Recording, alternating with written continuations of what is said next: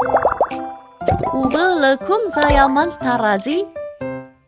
که تاسو په فضايي بيړۍ کې له لرې فضا څخه د ځمکې کرې ته وګورئ، نو اوبه مومئ چې د ځمکې د کرې 80 سلنه برخه په اوبو پوښل شوې ده. نو دا پوښتنه به مو په ذهن کې راوګرځي چې په ځمکنۍ کرې کې دا اوبه له کوم ځایه راغلي؟ کارپوهانو په دې اړه 3 امکانات ښودلي دي.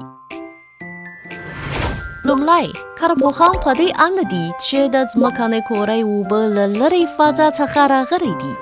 په لمریز سیستم کې لکهوال ستوري او آسماني تیږې چې په فضا کې ګرځي د ځمکنۍ کرې د اوبو د سرچینو یوه برخه بلل کېږي.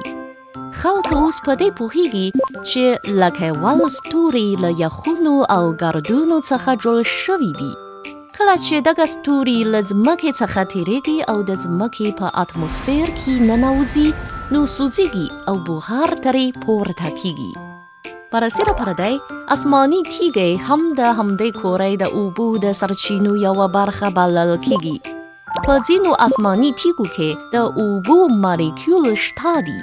کله چې آسماني تیږې له ځمکې سره ټکر وکړي، نو د اوبو مالیکول یې راخلاص شي او ځمکې ته اوبه ورکړي. دوهم، ځینې کارپوهان په دې اند دي چې اوبه د ځمکنۍ کرې له هستې څخه راغلي دي. د کارپوهانو په اند د ځمکې د رامنځته کېدو په پیل کې هغه ویلې شوې تیږې د ځمکې له ژورې برخې څخه په ډېر لوړ فشار پورته د ځمکې قشر ته غورځول شوي چې تودوخه یې ډېره لوړه ده.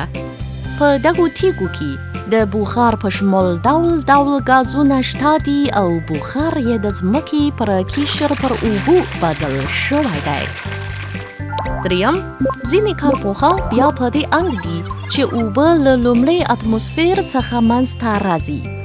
د ځمکې د کرې د رامنځته کېدو په سر کې په لومړي اتموسفیر کې د اوبو مالیکول شته وو، او هغه اوبه چې له لومړي اتموسفیر څخه منځته راغلي په ځمکنۍ کرې کې د ژوندیو موجوداتو د رامنځته کېدو په بهیر کې مهم رول لوبولی دی.